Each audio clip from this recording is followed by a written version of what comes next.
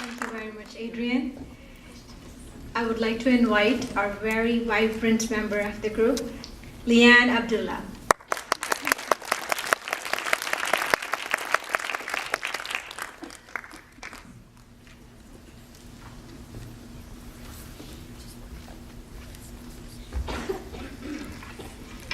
Good evening, colleagues, family, and friends. My name is Leanne Abdulla. I would like to take a moment to thank Women Speak Out for providing me with the opportunity to speak on the oppression of marginalized individuals.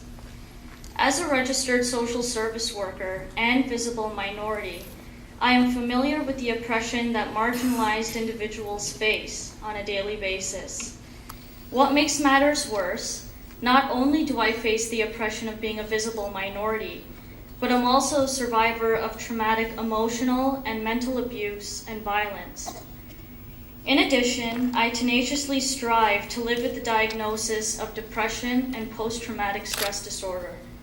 However, if we set aside the label of my clinical diagnosis and focus on my experience of abuse and violence, you may begin to question if my label of depression and post-traumatic stress disorder have any connection with the abuse I have experienced. The answer can simply be found if you attempt to understand how certain ignorant concepts are formed in our society.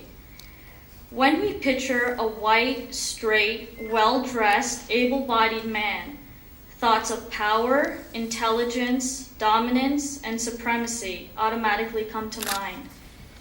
Often feelings of intimidation and powerlessness and even anger arise within the rest of us whom do not meet or fit into this idea of dominant society. Therefore, those of us who live in poverty, are people of color, have either a physical or mental disability, identify as lesbian or gay, or being a woman, immediately places us in a marginalized position. This label of being marginalized has worked in favor of dominant society and has been used as an excuse to treat other human beings, such as myself, disrespectfully while burdening us with limitations. What we need to realize is these men that we often feel inferior to only feel that sense of power because we, as the marginalized, do not recognize our own power within ourselves, providing an open door for dominant society to step in and take control over our self-respect and dignity as human beings.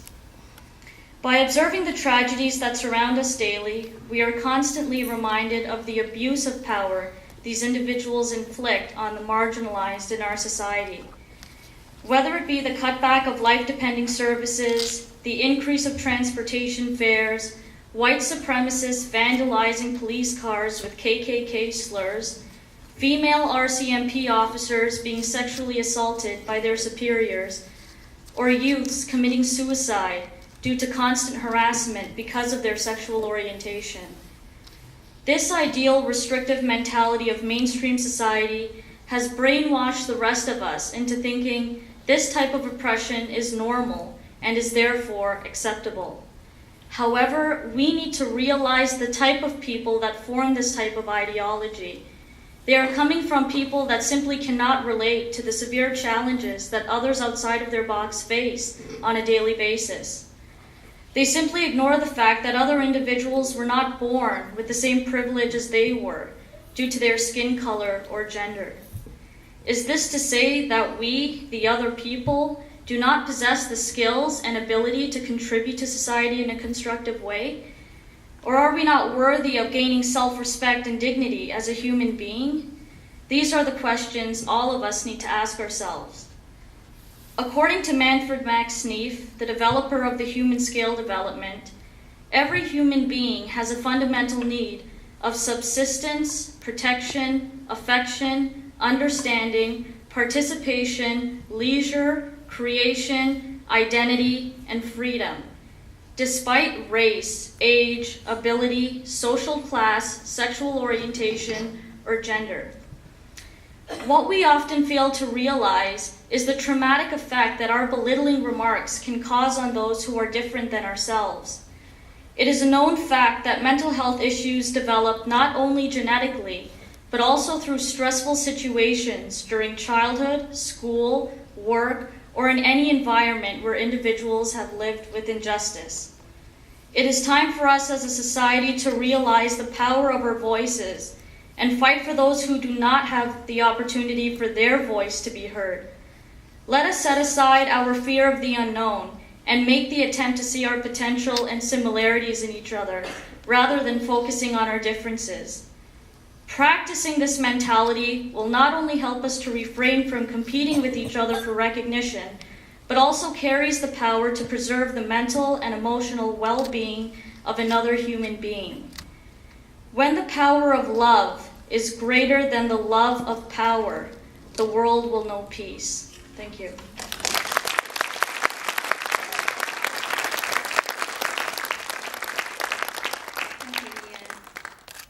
Last but not least, Leanne Abdulla.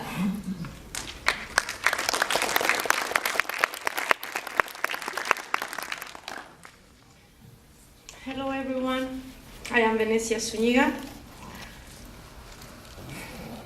And I am at this event to share with all of you my experience in life and to celebrate our graduation from the best 3 months of very hardworking, inspirational and motivational public speaking courses and workshops. These months were sponsored by a coalition between Voices from the Street, the Mennonite New Life Center, Barbara Schiffler Clinic, Sistering Community Center, A Working for Change, founded by Status of Women. These pioneering community centers help encourage and empower women and marginalized communities to fight for a fair and better life. These 12 weeks were full of discovery and learning about how to cope with our biggest challenges. And not just that, we also shared a very rich treasure of experiences between 11 extraordinarily brave women who consistently demonstrate the best examples of courage and determination. We have so many things in common, including our willingness to share our own personal lives, stories, in order to create awareness and stop any kind of violence against every single woman in the world. 3 things I will carry away with me: the life skills I developed in order to gain confidence in myself. 2, how to understand and approach mental health challenges.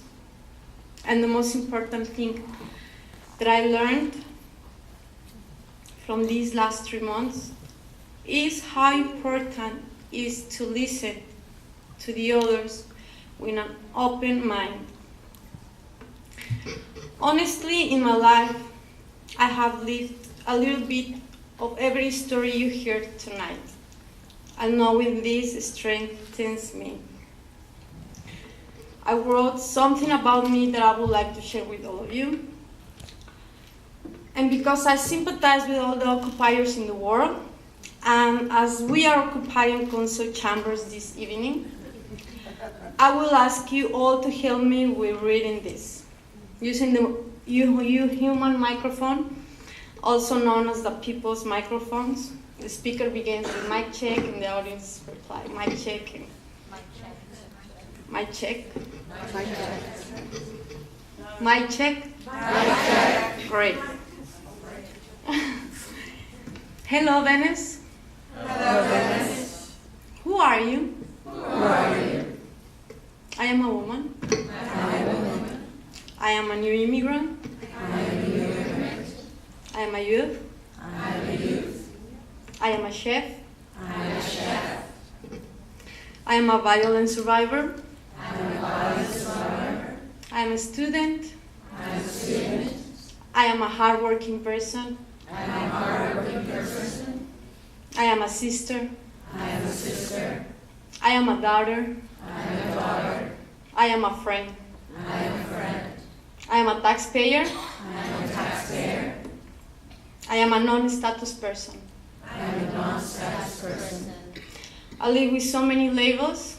I live with so many labels. Every day is a big challenge for me. Every day is a big challenge for me. I am so oppressed by the systemic. I am so oppressed by the system. Sorry. I am so oppressed by the systemic barriers. I am so oppressed by the systematic barriers. I have dreams. I have dreams. I speak Mandarin. I speak Mandarin. I am a food agent of change. I am a food agent of change. I have beautiful friends. I have beautiful friends. I have fears. I have fears. I have so many gifts. I have so many gifts. I have passions. I have passions. I still have hope. I still have hope. I have everything to share and nothing to lose. I have everything to share and nothing to lose. I am here in behalf of all those voices I am here on behalf of all those voices that cannot be heard.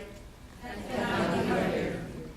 I am working to stop violence against women. I am working to stop violence against women. I am an advocate to help all those living in poverty.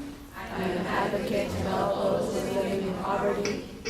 I am a public speaker who wants to create change I am a public speaker who wants to create change and make our world and make our world a safe and fair place for everyone. a safe and fair place for everyone. Don't never forget Don't never forget what inclusion means. what inclusion means. Thank you, everyone.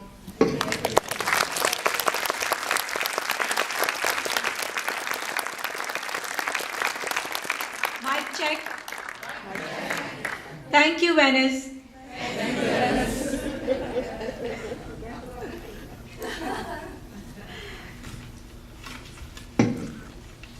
This brings to end of the speakers. I would like to thank our honored guests and all the participants, Judy, Sheila, Shelley, Tanya, Tahmina, Leanne, Anna Maria, Adrienne, Davy, and Danila.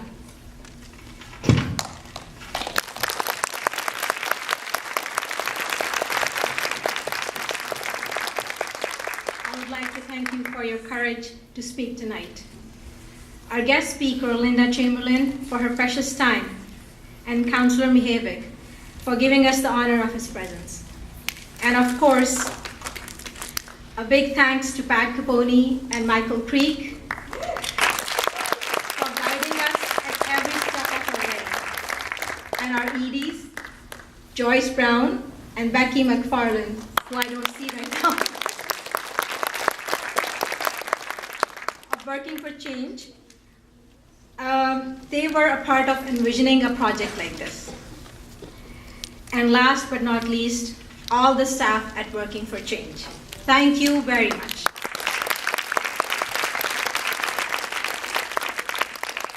Now I would like you to invite all of you for conversation and refreshments upstairs. Thank you.